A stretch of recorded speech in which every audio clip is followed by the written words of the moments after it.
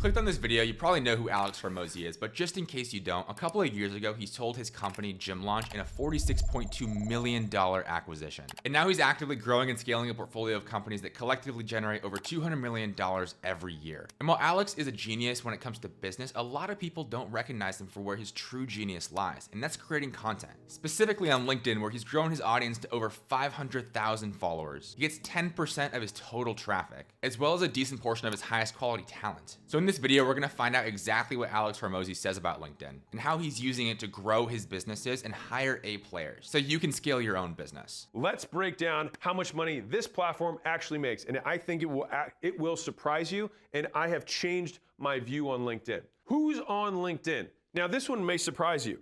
53% of households over $100,000 are on LinkedIn. So this is double TikTok like we were talking about earlier. Now, the next question is, how many people in the United States are on LinkedIn?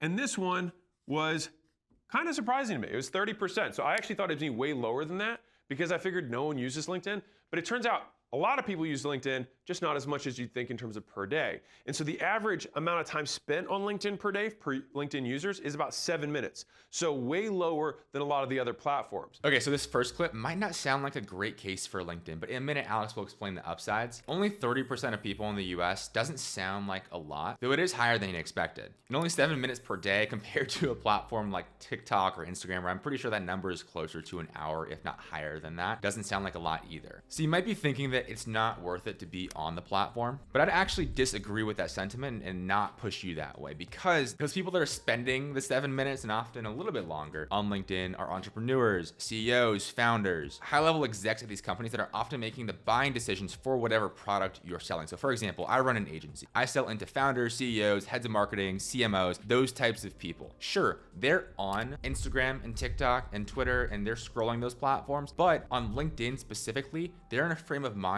where they're looking for solutions and advice to grow their businesses. So instead of casting the super wide net on TikTok, where a lot of people are just on there to watch brain rot, I can create super targeted business content that speaks directly to the types of people that are going to approve the budget to work with my company. And on the average time spent on platform, I actually think this is a good thing too, especially for founders and CEOs who are posting on LinkedIn or want to grow on the platform, because for a lot of these other platforms, you have to post super often. So on Twitter, if you're not posting 5-6 times a day, you're just not gonna grow. Whereas LinkedIn, if you make one high quality post per day, you're gonna grow your account. You don't have to spend all day on the platform to grow. Sure, spending some extra time commenting and engaging and sending connection requests does help, but you don't need to spend 8 hours of your day just grinding away to beat the algorithm to grow on the platform. You can just write a post, post it, move on with your day, go to your meetings, get your actual work done. So let's talk about growth.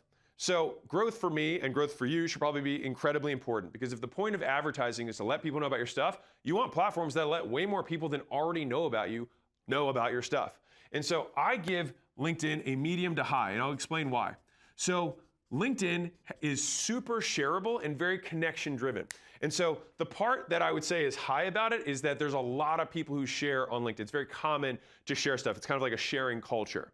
And when you create high value stuff, people want the association with that value, and then they share it public because it makes them look like they've got, you know, they're thought leaders. Yes, I'd actually agree with Alex here in terms of the medium to high rating. Again, the thing with LinkedIn is you're not always trying to grow this massive audience. So Alex has 500,000 followers. He's a broader business influencer. But from what I see in my experience, if you have an engaged audience of 5,000 followers on LinkedIn, you have what you need to grow a 7-figure business, whether it's a SaaS or an agency. You don't need a massive audience as long as you're in front of the right people. Now I've grown mine to 33,000 followers, and it's more than enough to scale my agency. And a lot of those leads come through LinkedIn. But obviously, when you're thinking long-term, you want to be on platforms that make it easy to grow and have good organic reach. And LinkedIn, I think, fits that category. If you're posting consistently, like I said, just one quality post per day, you're gonna grow, you're gonna get more impressions, you're gonna get in front of more new people. And there's still strong organic reach on the platform, because when you look at the billion people that are on LinkedIn, only 1% of them are creating content. That's the stat that everyone cites, and it's true. So they're still trying to get more people to become content creators on the platform. You see this with their latest short form video push. Like, they want more people to post, and when that is the case, platforms will often incentivize people to post by increasing the organic reach. And as someone who's helped over 50 founders launch on social, LinkedIn in particular is solid because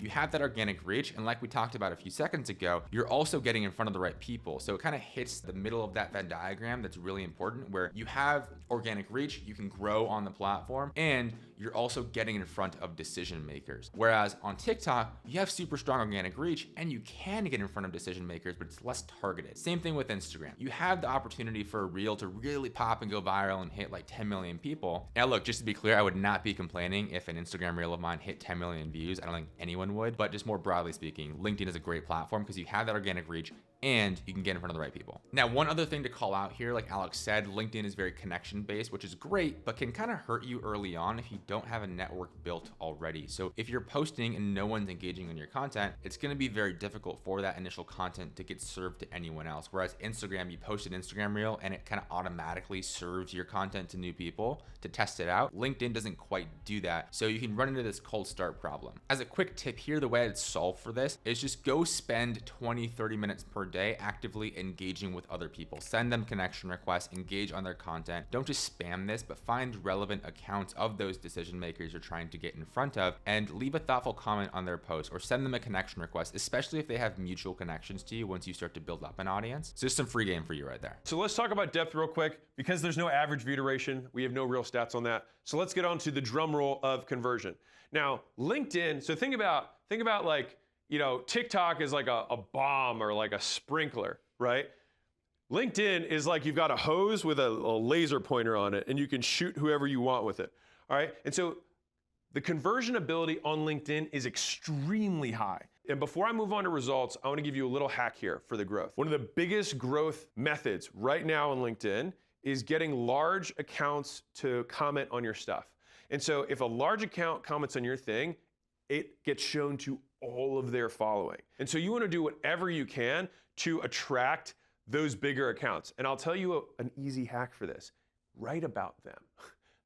Talk about how great this person is or how great a particular piece of content they made is. Like, actually write something significant, and you have a high likelihood that they will say like, hey, thanks, or this was awesome. And the longer their response is, the more engagement draws to you. All right, so there's a lot in that clip, and I'll start with the simple one, and it's almost like Alex read my mind. You don't need a large audience to grow on LinkedIn. Second tip, for sure, is when you're first starting, find folks that went to your high school or went to your college, send them connection requests, build up that initial base of connection. So that way, when you start to reach out to people outside of your initial network that are in your ICP or your target audience that you want to build, you have a base that you're starting from, and it's not like some spam account, or you don't look like some spam account to them. And this last point on treating comments as collabs is so helpful, because he's right. When you have bigger accounts that comment on your content, it's going to amplify your content to their audience. This is kind of the mechanism behind engagement pods on LinkedIn. I would not suggest you join an engagement pod. I think that's really dumb and stupid and a risky way to try and grow. That doesn't actually get you much ROI because the audience you grow with them isn't very targeted to what you're trying to build. But that's the mechanism behind them, right? You have a bunch of people comment and then it amplifies your content to their audience and you grow this massive audience. Now, if you do that organically with the strategy that Alex is talking about here, that's a great way to get momentum and build more visibility on the platform. I actually use this strategy, I still do, but especially early on when I was first getting started, this is exactly how I would get on the radar of a lot of marketing leadership, and actually how I landed my last job before I started my company. I was posting on LinkedIn and on Twitter and using the strategy of writing breakdowns of companies that I thought were doing really good marketing. I'd share what they did, the stats behind them, what I liked about the campaigns, what other marketers could learn from them. And what happened a lot of the time was like the CEO or the founder of that business or the head of marketing of that business would see the piece that I wrote and be like, oh my gosh, this is so cool. They'd share it. Now I get in front of their audience, I get new followers.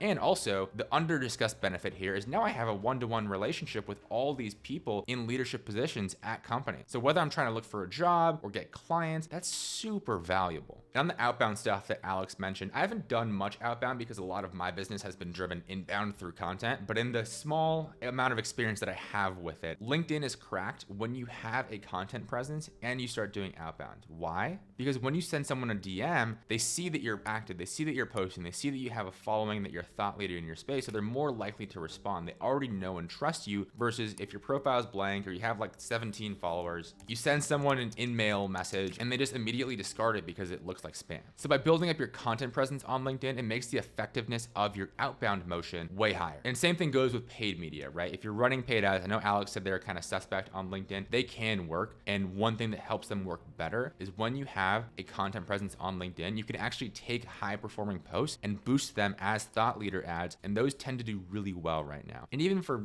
just your traditional LinkedIn advertising, if you have a content presence, people will recognize you and be more likely to stop and engage with the ad from your company. Okay, so if you made it this far in the video, you probably know who I am. If not, my name's Tommy Clark. I run Compound, a B2B content agency where we specialize in LinkedIn. I have a free newsletter where I share all my playbooks and blueprints for how to grow on the platform, how to get leads, and I pretty much give away all the frameworks for free. A quick shameless plug, but the link to sign up to that newsletter will be in the description. And if you want, you can go back and read all my past newsletters. Pretty much everything you could possibly need to grow on LinkedIn is gonna be in those essays. So hit the description, sign up, it's totally free.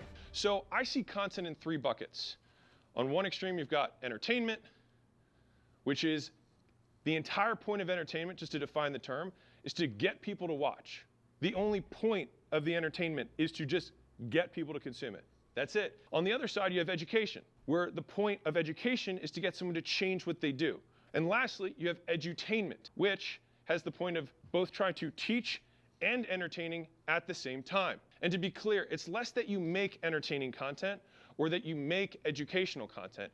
It's more that you make content and people are either entertained or educated as a result. So this framing is super important to understand when you're creating content for LinkedIn, because if you're only creating content for entertainment, you might be able to build an audience, and actually you might be surprised, but there's quite a bit of entertainment only content going on LinkedIn right now. You would traditionally associate that with TikTok or Instagram, and that's correct. But now with LinkedIn trying to attract more content creators, a lot more people are breaking away from just talking about very direct business advice and tips and making their content more entertaining. But if you only go that route, the entertainment route, and just start spouting out hot takes and doing these like trends and all that sort of stuff, you might grow an audience very quickly. But like we talked about earlier, the goal of LinkedIn isn't to grow a massive audience, it's to grow a targeted audience. And if you're only producing entertainment content, you're gonna end up with a broader audience that might not actually want to buy stuff from you. The flip side though, if you're only doing education content, is that it might get a little bit boring, a little bit stale, especially if you don't add your own personal touch. Now, if I had to choose between one or the other, like completely like binary, one end of the spectrum entertainment, one end of the spectrum education, for LinkedIn I would go education, but you don't have to go super far to the opposite end. You want to find a balance in the middle, and the way you do that on LinkedIn is you don't have to do TikTok dances, you don't have to use memes, you don't have to lean into online culture, be chronically online. All you have to do to add some entertainment into your education content is inject personal stories and narratives into your posts. So an easy framework I like to use for this is, instead of how-to content, create how-I content. So for example, if I'm talking about how to grow an audience on LinkedIn, that post hook of 5 tips to grow an audience on LinkedIn, very boring, anyone can write about it, it's not really gonna set me apart. But say I take that core idea and package it as, here are 5 things I wish I knew before I grew my LinkedIn audience from 0 to 33,000 followers in 2 years. And then I'd get into very specific stories and examples and anecdotes from my experience. It makes the content more entertaining and engaging. Now, am I doing, again, a TikTok dance? No, I don't need to. But that's how I can add more personality into my content. And a lot of founders are very hesitant to share personal interests and share their personal stories and narratives on LinkedIn because they feel like it's cheesy. They feel like they're being a LinkedIn influencer. And I get it, but I'd really urge you to push past that, because if you can, that's the moat that's gonna separate you from your competition. Nobody can copy your story. Nobody can copy your experience. And a lot of your competitors aren't willing to share that stuff on the timeline, and their content is just flat out boring. So you want to find that balance between education and entertainment. So I would go into the bucket of edutainment content, and to make it entertaining, just add your personal stories. That's it. And so the first change, number one, that we see over lots of the data, I'll support in a second, is that I'm going all in on education for 3 reasons. Number one, is that when we looked at all of our data, all views are not created equal. I'll dive into that in a second. Number 2 is I like educational videos. And number 3 is I like people who like educational videos too, and or people who educate themselves, people who want to learn.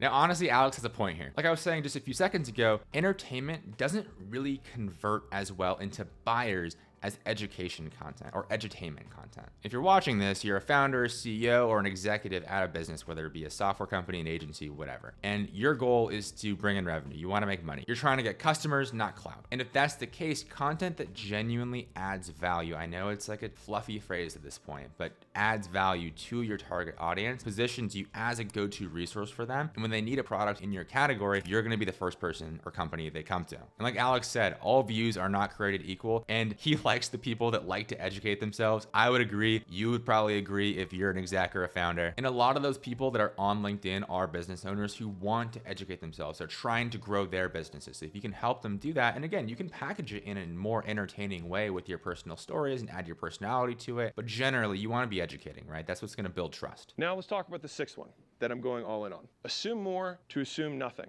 All right, so what does this mean? So let's start with assume more and what that really means broken down. So assume more means I made content assuming people already knew me, okay?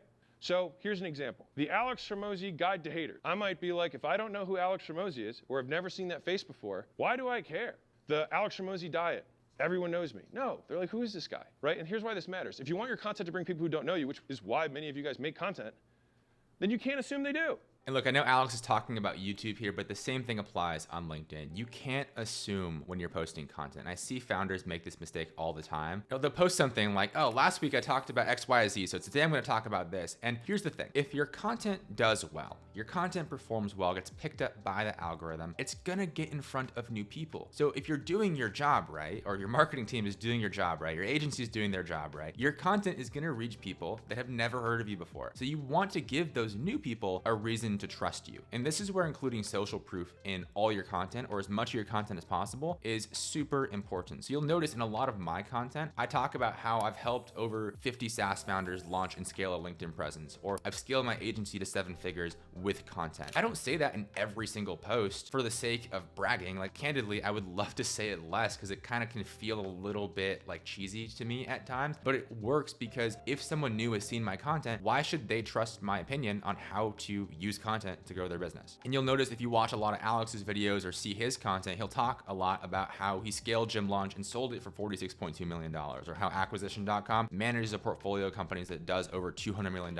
in revenue. I'm sure he doesn't talk about that just for the sake of bragging. He's talking about it so people have a reason to trust him and what he says next. So for example, if you're a software founder and you have like a $25 million exit under your belt, lean on that in your content. You don't have to be over the top with it, but just let people know that there is a reason to trust you. And this clip pretty much sums up the strategy I'd use here. And when you make content so people who don't know you can enjoy it, more do. And for those of you who are worried, because I can already hear the thoughts that are coming up, so let me just address those right now. I see you. I'm gonna lose retention if I introduce myself. Okay, well, let's play the equal opposite. Would you rather fewer people know who you are, or more people who have no clue? Like I was just saying, you want to introduce yourself in your content as much as possible. And I mean, not every single post. Like with YouTube, for sure, I'd recommend doing that. With LinkedIn, maybe you don't want to say it in every single piece of content that you publish, but several times per week, you want to be introducing yourself. And more broadly, if you watch this video, you start posting, you're posting for 6 months or a year, you want to actually introduce yourself, or take an entire post to introduce yourself and tell your story several times at that point. A lot of times founders will include their origin story in the first post they publish, and then they'll never talk about it again. And that's a huge mistake. You want to be introducing yourself to your audience probably once every 3 months in like a dedicated post, because again, if you're doing your job right, there's going to be a lot of new people in your audience that haven't heard that story in its entirety before. You put in a lot of hard work, you've built up skills, you've achieved results. Lean into those in your content and let them make you more revenue. And I've seen this play out in my own research and findings with clients on LinkedIn, so I'm glad Alex agrees. So throughout this video, we've been looking at what Alex Hormozi says and dissecting how he's been able to grow on LinkedIn and use it for his business. But all that knowledge doesn't really help a ton if you don't have an actual framework to apply it, which is why in the next video, I'm going to show you step by step exactly how I would start LinkedIn right now and do everything from creating the perfect profile to attract leads, posting content that actually converts, and connect and do outreach to turn those followers into customers. So I'll see you over there.